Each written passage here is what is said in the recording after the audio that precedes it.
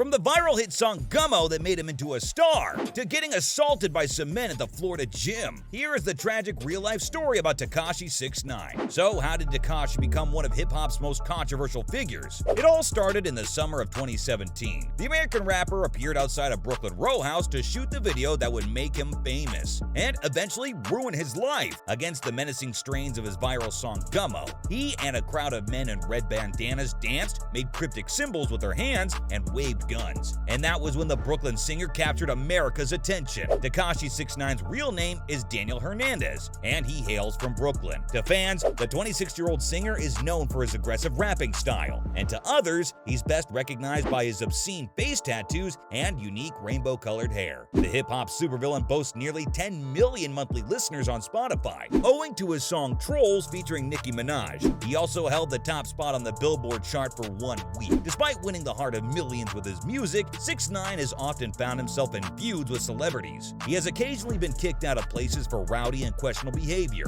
such as getting booted from a World Baseball Classic game at Lone Depot Park after causing a drunken ruckus and disrupting other fans, and being thrown out of a Miami restaurant for trying to give free booze to patrons. Was his inappropriate behavior a result of his disturbing past? Maybe so. 6ix9ine's early life and childhood did not do his future self any favors. He may have called himself the hottest artist in America, and Violation may have been his middle name, but that did not mean that he deserved an awful time growing up. Like you and me, the stupid singer did not have an average childhood. He did not know his biological father until his freshman year of high school, since his mother always told him he was dead. Eventually, Tekashi discovered that his father was a heroin addict and was arrested for selling drugs. So maybe, as you'll learn later, breaking the law runs in the family. Apart from that, his stepfather was tragically killed outside his home when he was just 13. After his death, 6ix9ine's family began to struggle financially. They had to live in poverty for years and wear hand-me-down clothing and sleep together in one bed. So it wasn't surprising that the musician was diagnosed with PTSD and began acting up in school, which got him expelled. Since his family was already short of money and basic necessities, Tekashi did not return to school, and instead, he began to help his mother financially by working. Things got better for the rapper when Righteous P encouraged young 6ix9ine to pursue the path of music making, and so his passion for rapping and music began at the age of 16. From there onwards, he became hip-hop's troll prince. Karam Grill, the director of the supervillain docuseries, has reportedly stated that the rapper is truly a horrible human being, devoid of morals or talent. Not only that, he was also a social media mastermind with an uncanny ability to spark a reaction. The singer currently has 1 mixtape, 13 singles, 29 music videos, and 2 studio albums. Tekashi debuted his single in 2014, which was fittingly titled 6ix9ine. He also recorded several other songs that year, achieving a big break with Gummo, which peaked at number 12 on the US Billboard Hot 100, and also Fifi, which was a popular single released in 2018. It was from the album Dummy Boy and featured Nicki Minaj and Murda Beats, and it hit number 3 on the Hot 100. The rapper has earned millions from streaming royalties, thanks to his YouTube channel where he currently has 20 million followers and 5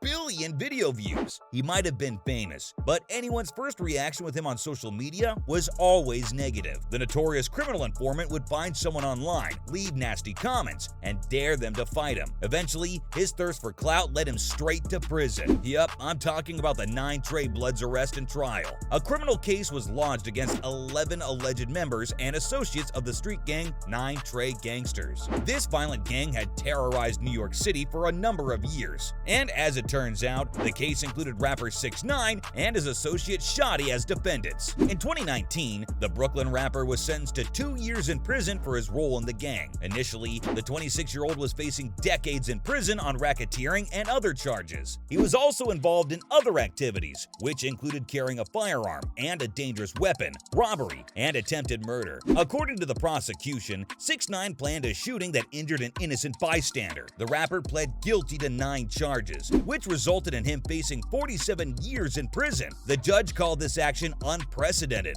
and so his plea deal ended up lessening his time behind bars to just 2 months. In exchange for helping the feds take down his former Bloods associates, he was freed only after 6 months because he had asthma and it was the COVID-19 era. The whole matter was so serious that the assistant U.S. attorney declared at the time that the musician will forever have to look over his shoulder. Surprisingly, life after prison prison wasn't so bad for Tekashi. He jumped right back into the music industry, setting new YouTube records and debuting at the top of the Billboard charts. But this was just the beginning of the many crimes the rapper has been involved in. The controversy-stirring artist had many other disputed moments. In fact, his list of crimes is so long that I won't be able to cover them in this video. One of these incidents include being sued by a 13-year-old girl for the alleged dissemination of child porn by a Brooklyn tattoo artist who claimed that the rapper stole his name. The young 6ix9ine was arrested in 2015. He admitted to being responsible for the use of a minor in a sexual performance. In another interview in 2017, 6ix9ine claimed that there was no sexual contact between him and the child, and he wasn't even aware that she was a minor. A security firm also sued him for stiffing his armed guards of $75,000. There have also been other allegations of him being involved with underage girls, along with him getting into an airport fight at LAX, which resulted in him facing 3 misdemeanors on top of federal charges. Despite all these crimes, Tekashi doesn't seem to be fazed. The rapper has envisioned a bright future for himself. Just days after the ugly incident at LA Fitness, Tekashi 6ix9ine was back on the streets in Cuba. As shared by a good friend Academics, Tekashi was seen in Cuba, which has apparently become his second home, sharing wealth and entertaining everyone on hand with perhaps new music. Academics caption, "New 6ix9ine on the way," might suggest that new music might be on the way, but no word on that has been given yet. The rapper also returned to social media in an Instagram Live on October 2022, after a long hiatus of 2 years in which he released only 2 singles. During the brief session on Instagram, the rapper confirmed that new music was on the way before the year's end. Despite looking forward to the future, it didn't seem like Tekashi would be let off the hook so easily. The rapper had to pay for some of his crimes recently, as he was injured in an assault at the Florida gym. The embattled rapper made headlines recently after enduring a brutal beating in the washroom of LA Fitness, a Miami gym. In a video of the attack that was posted on social media, he was clobbered by a group of men who, well-wishers and critics have assumed, took offense with his decision to provide federal prosecutors with important information that would assist them in convicting his former gang associates, aka snitching. In the video, we can see 2 men towering over 6ix9ine as he takes a fetal position on the tiled floor, protecting his head from the blows. The men spared him no mercy. They told him to shut the